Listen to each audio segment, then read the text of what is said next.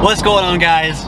Welcome to the inside of my truck. We are going racing once again, and y'all, this is a big one. This is a big one. So here's the setup.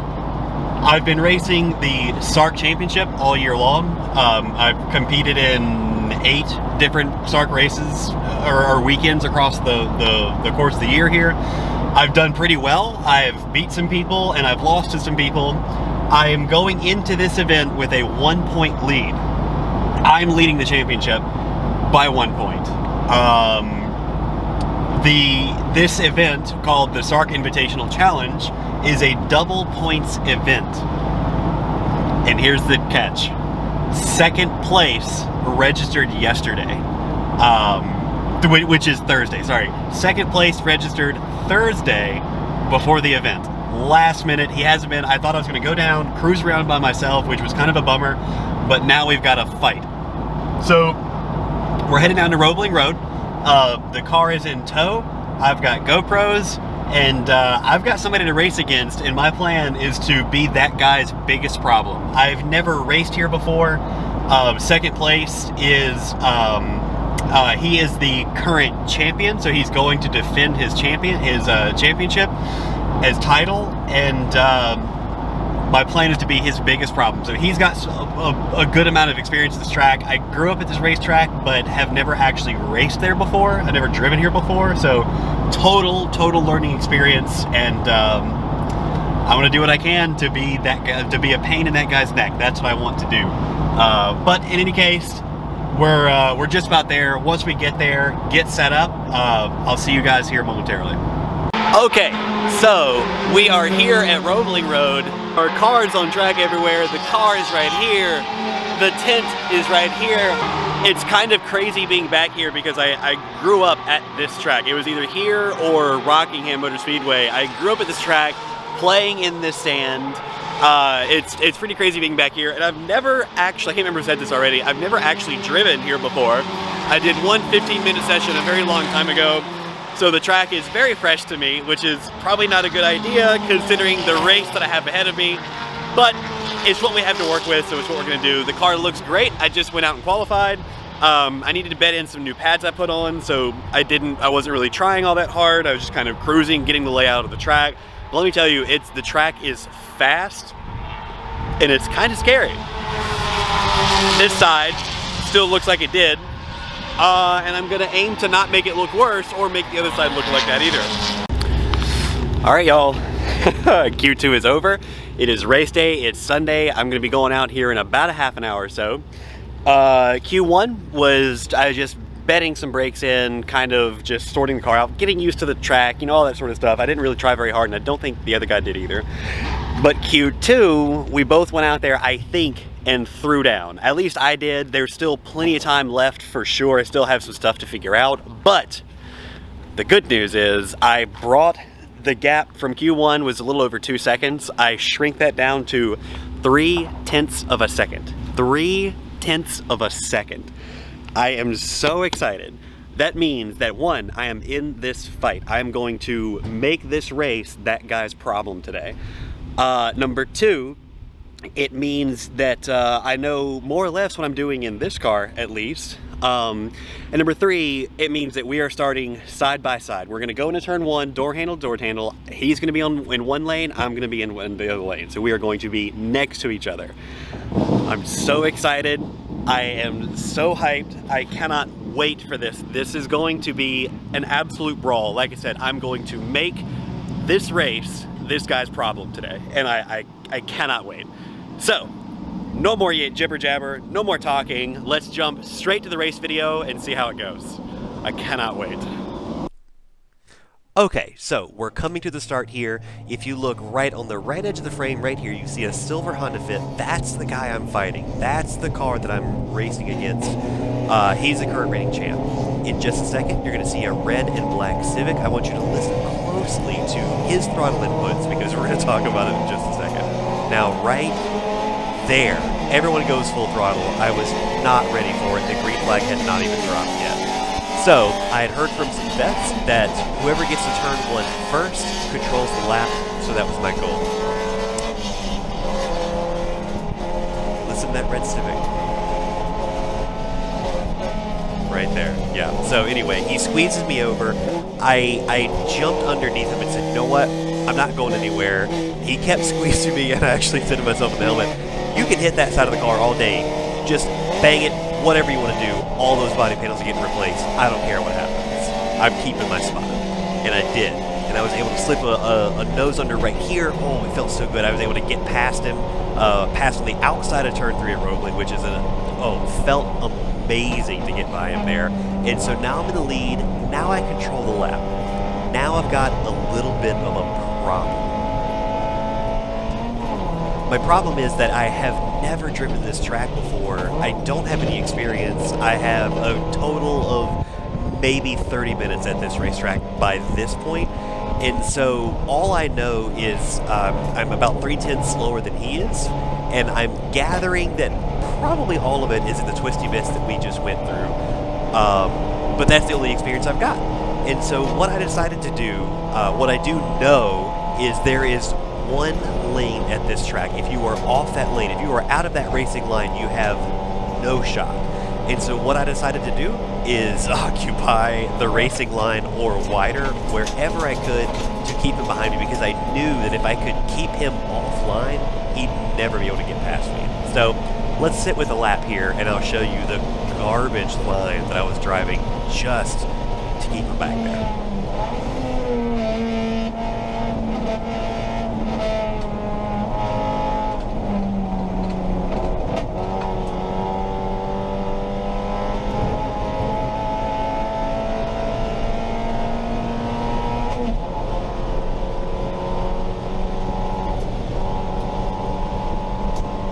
As we are going through this lap here, keep an eye on this right side rearview mirror. You can see him bobbling in and out over there. He is right on me.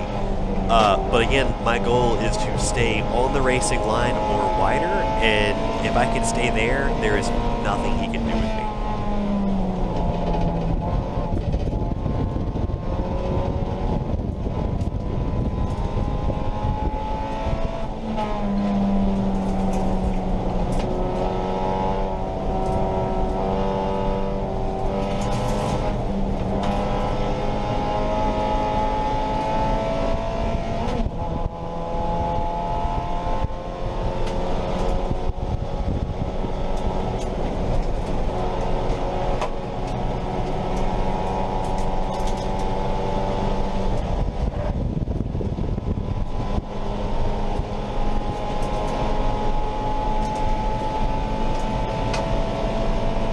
So right there, you can see me kind of weaving back and forth a little bit just to try to break the draft. I'm trying stuff. I don't really know what I'm doing at this racetrack. So I'm doing the best I can to maximize what I do know. And what I do know is the B-Spec cars cut a huge hole in the air. They're very easy to follow, very easy to catch a draft no matter what you're driving. And so I'm doing whatever I can, whatever I think might work to keep this dude off my tail, which you can see it doesn't work in the rearview mirror. He's still right there. This is how most of the race went. Now what's funny is I actually radioed my fiance over the radio about lap 5 or so, and I said, there is no way I can keep this pace up. I can already feel the front tires going away. There's no way I'm keeping this up. I'm not going to survive like this. And this is how most of the race went.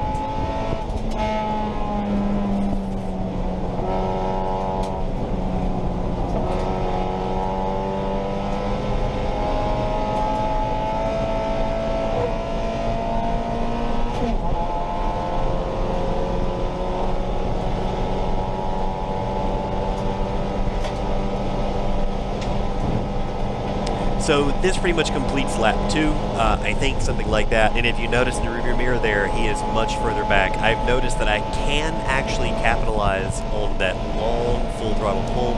For whatever reason, I can make more speed than him there, which was really nice to know. It's really good to know that. So the race pretty much runs like this. I lead the overwhelming majority of the race. So I'm going to jump forward and look at a little bit of position swapping, and we'll talk about that in just a minute.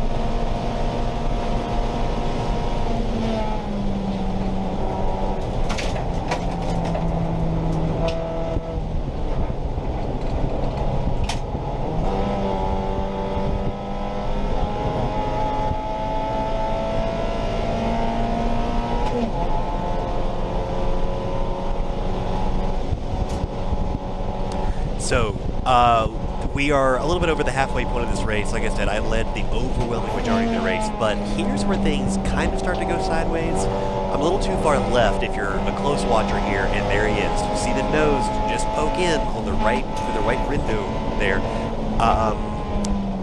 He started to be able to get a nose under me here and there, little bits at a time, kind of squeezed me in, and I really couldn't carry even less speed than I was carrying before. And this is one of the situations where he gets past me right here. And so at this point, I'm kind of thinking, crap, I've done what I can. I don't know, you know, I know that I'm driving not a good line, but I kind of have to because I just don't have a lap put together like he does. But right here, see this? Right here is where I noticed that I actually have some upper hand here. Because of the giant hole he's cutting in the air, I'm able to hold his draft so well.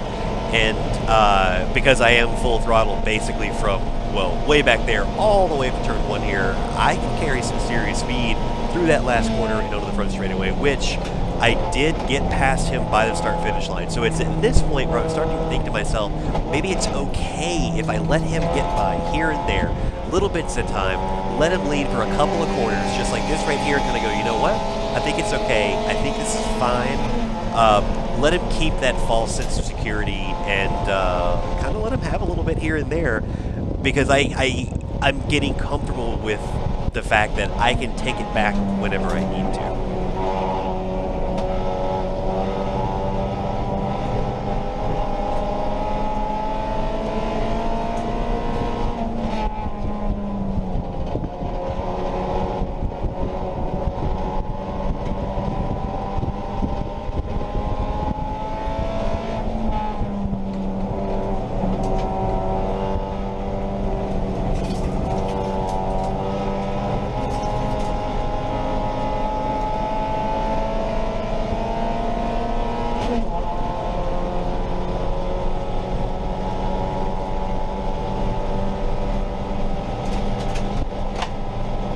So as we come through here, I've lost him a little bit, but I'm pulling him back in. And right here, that move, this is a great fight.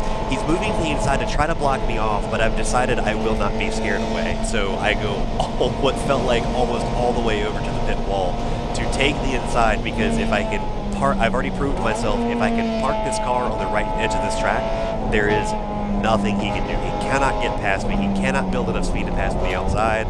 So that's what I've decided I'm going to do. I will not be denied. I'm going to take that inside line, and it works. It works pretty decently well. I'm back in the lead now, and really we're just going to continue to kind of swap positions, argue about it a little bit here and there. It was really a great race. Again, keep your eye on that right side rear view mirror.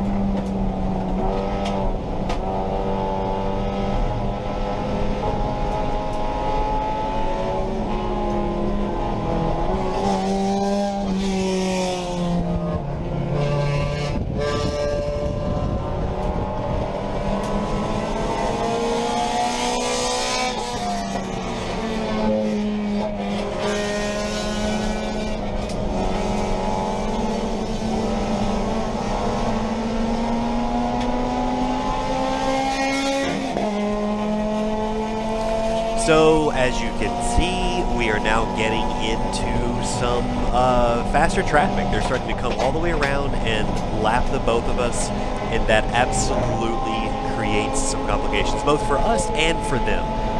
That string of cars, there were, I think, 6 cars in that string, and there were 2 classes. So they are fighting for their own lead, and so are we. So it really adds a layer of complication to try to, you don't want to hold them up because they got a race going on, but they also don't want to displace us because we've got a race going on. And that's going to play a factor in our race here in just a couple of minutes. Let's skip ahead a little bit because I think I continue to lead some.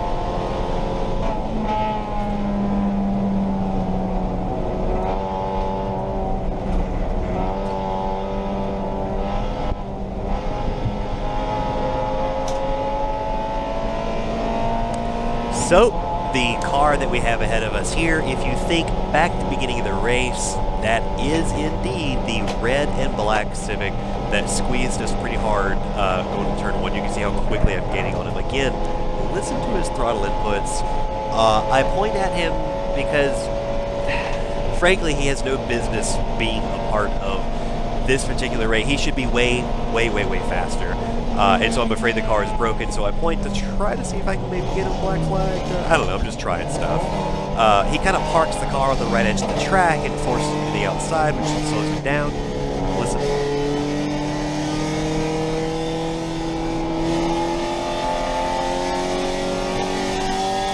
You can see him right there squeezing us again, and he's not full throttle. You can hear him kind of waffling on and off throttle. It just, I don't really know what's happening, but I need to get through and get away as quickly as I can.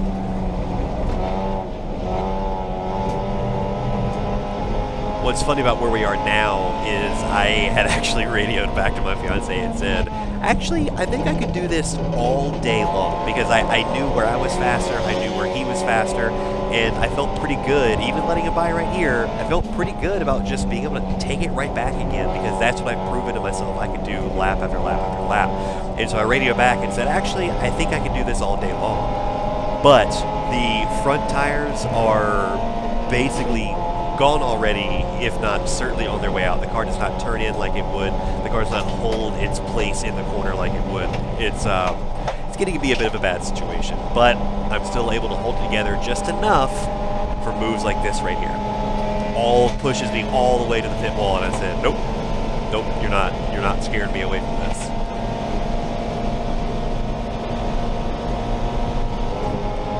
So right here is where things kind of start to go wrong for me. We've got some F-Prod cars coming up on the left right there. Oh, well, that's him slipping through, which I felt okay about, but I did see these F-Prod cars coming. I think they're going to make their way to the frame here in just a second. You can hear them. Yeah, so he pushes me out wide right here, which I frankly could not afford. And there's a second car that held me out, which I definitely couldn't afford. And where this guy got real lucky is they were able to get past him in a pretty easy spot. No one is stressed out right here. The cars can handle full throttle no problem. So they processed past me at a really inopportune time for me, and they processed past him at the best possible opportunity for him. And so that puts me as far back as you can see me. I am gaining, but now we're into the part of the track where he was just straight up faster than I was. So we'll watch the rest of this lap, and then we'll wrap up in a second.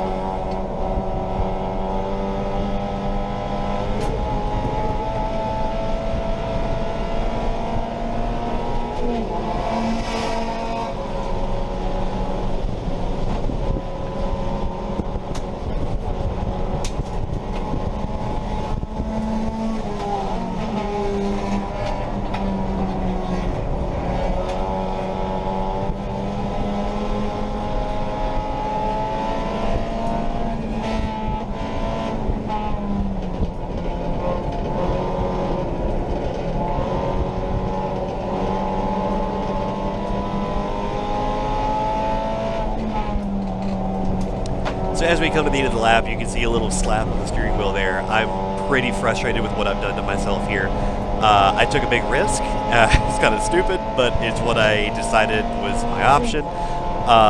More fast traffic, as you can see there, kept making their way through at really bad times for me, pushing me wide. I couldn't carry any kind of speed, and honestly, I had already driven the front tires off the car. There was no bringing it back. I tried a couple of things throughout the rest of the race, but you can see this huge gap pretty much remained no matter what I did. Once I lost his draft, really nothing I could do. I had burned, staying to the inside tight all the way around like I had, just roasted the left front tire. It wouldn't hold on to a mouse. There was no car left in the front end. If he had been behind me still, I think I could have kept it. I think I could have kept this going, but he's gone. He has departed. I'm not getting it back. So there's more fast traffic getting through.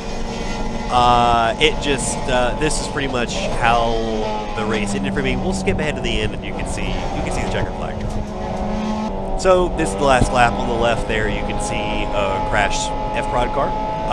Driver's okay. He just kind of stuffed a little bit into the corner there, and You see me radioing back going, I messed it up. And here as we come to the finish, I know some people in the start stand and some people in Timing Story in the building to the left, so you can see some exasperated arms in the air going, I goofed. I messed it up. Yep, I know, bud. I made a risky decision and it didn't work out. I just couldn't put it together. I really, really wanted to win this one, but I just couldn't get it together. I still feel really good about my efforts at this track. At a track I've never raced on before, I feel really good about it. I definitely was a thorn in that guy's side for much of the race, so I feel good about that. And so yeah, this ended my season. The car is actually in pieces in the shop. It's getting a lot of off-season work done to it, and we're going to come out next season really strong, I hope. But that wraps us up for this time. Thank you so much for watching. I hope you enjoy these kinds of breakdowns as much as I do. I love watching the video. It really, really fires me up, if I'm honest, because I just wanted to win, and I still want to win. I will win. I'm going to work for it. Again, thank you so much for watching. I will see you guys at another racetrack in the next video.